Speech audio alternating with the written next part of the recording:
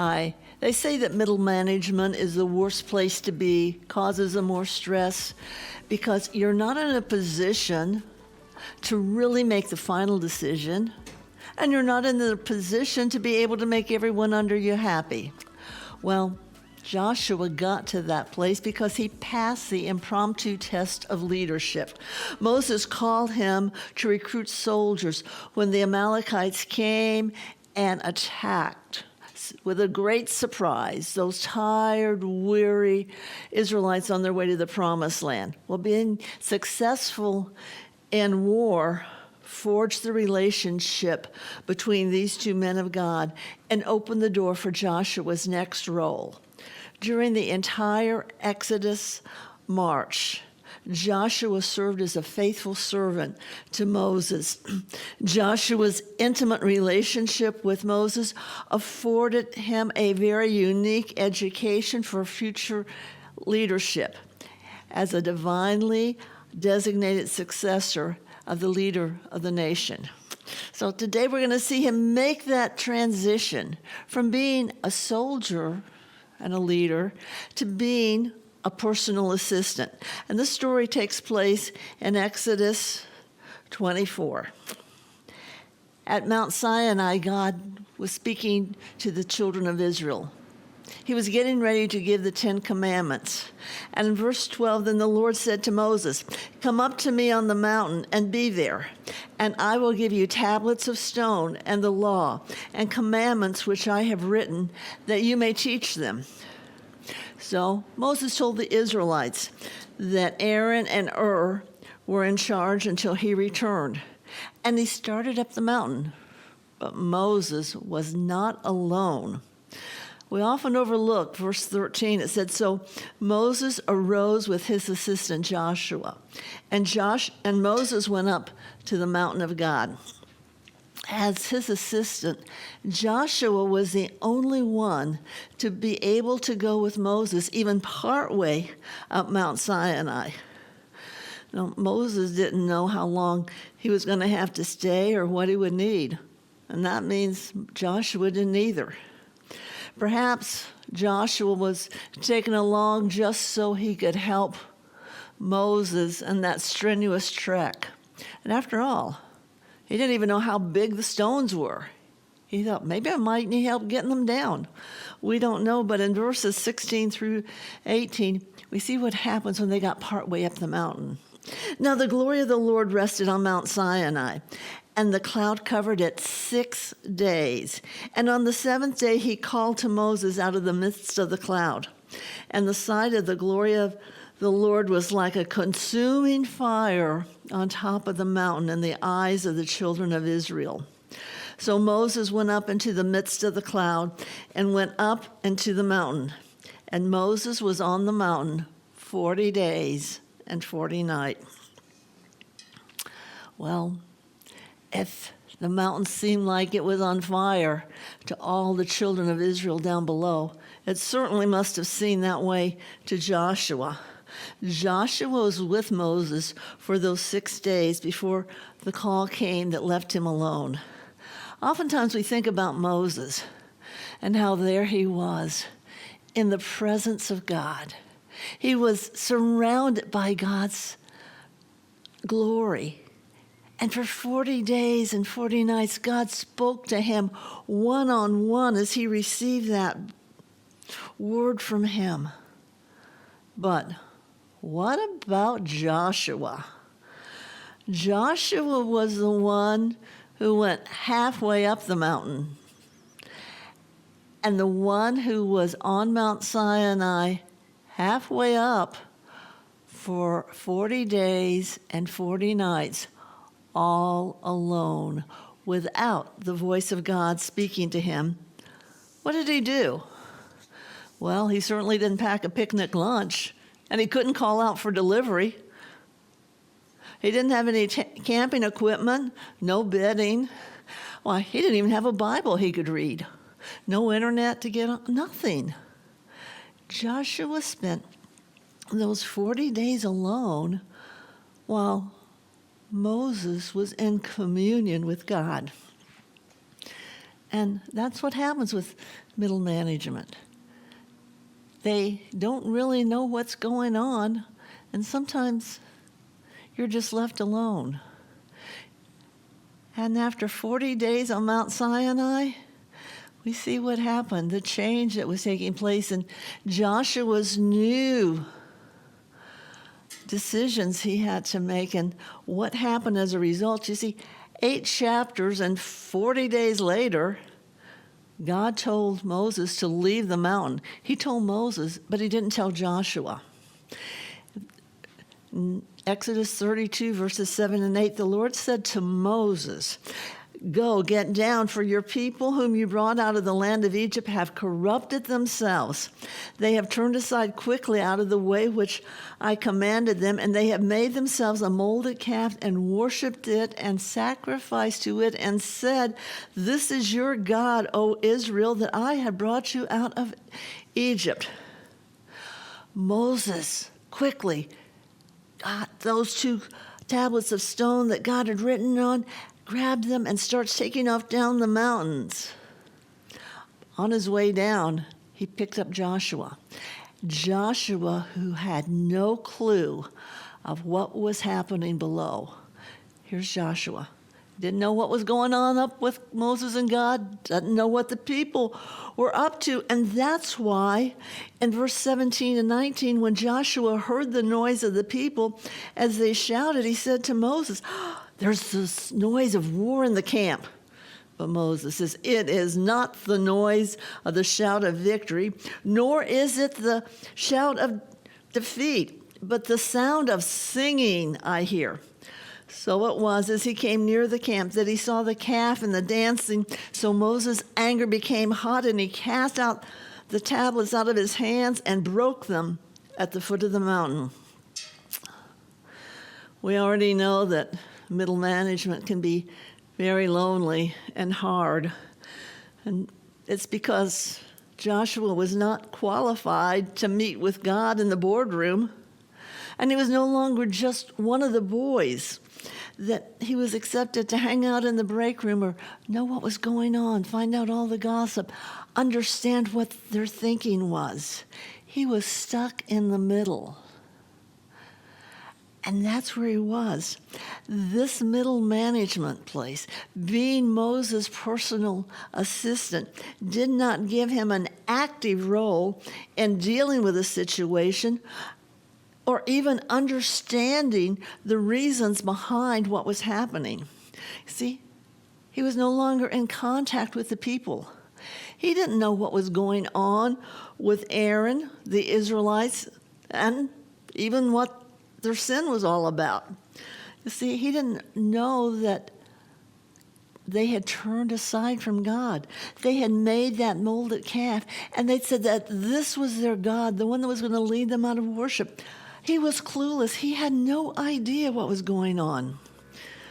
And he certainly had no insight into the conversation that had taken place on top of the mountain with Moses and God.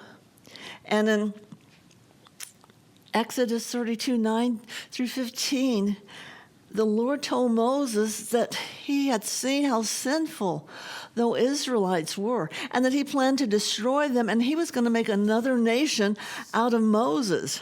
Oh, but Moses pleaded with God, saying, "God, you're the one that brought the Israelites out of Egypt. You did that by your mighty hand. You did that by your works. And if you kill them here, the Egyptians will say, 'God only delivered them from us so that he could take them out into the mountains and destroy them forever.'" And then he reminded God of his promise to Abraham, Isaac, and Israel, to Jacob, that he would make their descendants as numerous as the stars, and he would give them the land that he had promised them.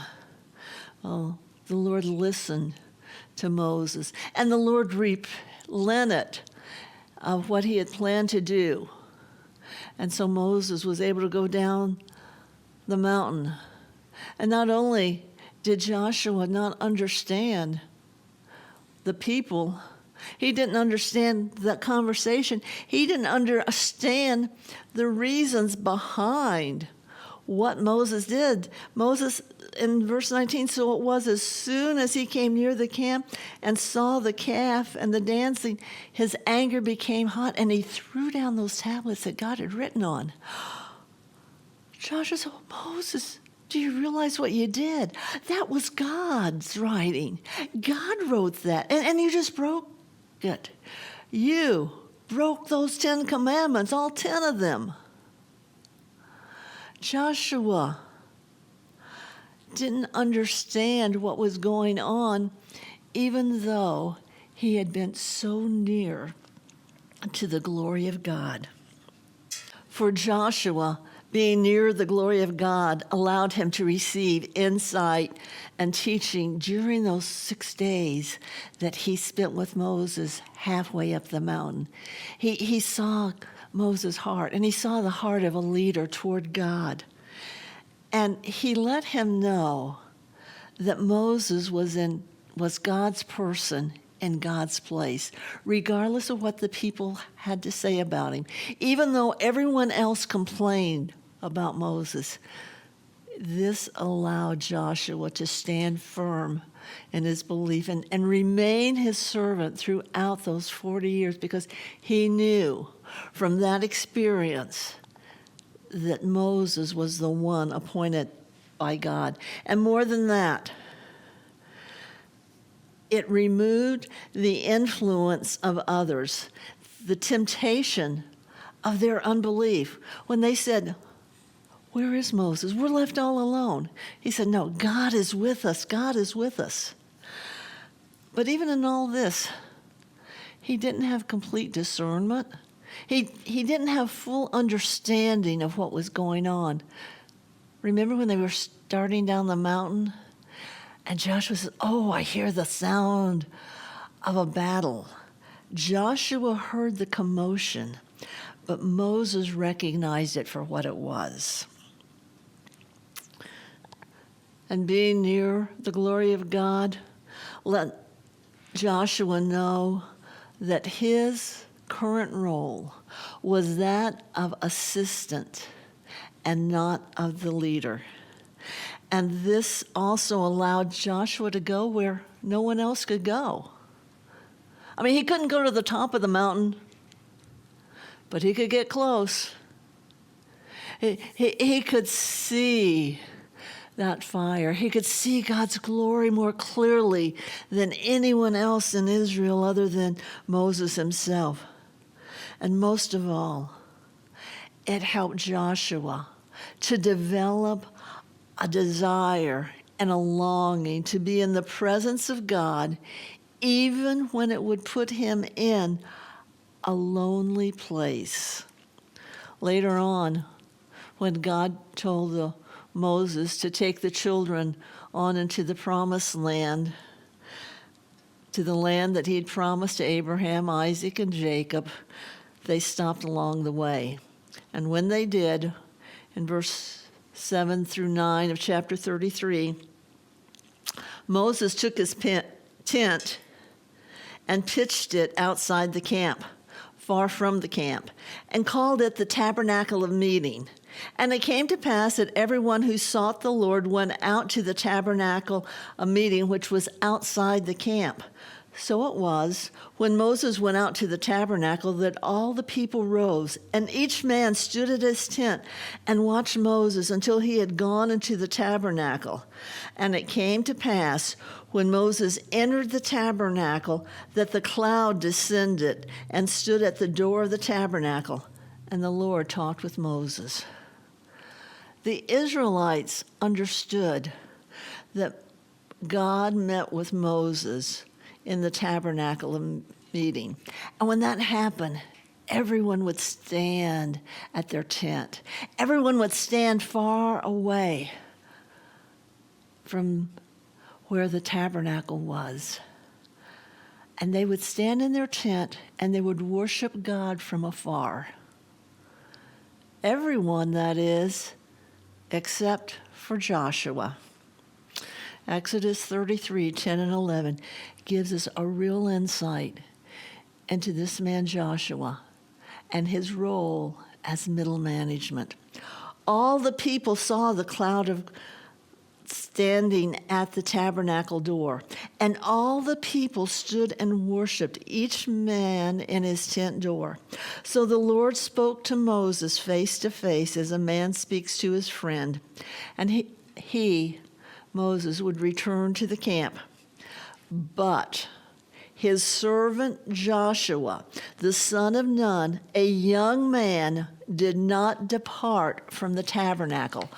All of Israel, every man, was willing to stand back and to stay in their tent and to worship God from afar and realize God's glory is over there.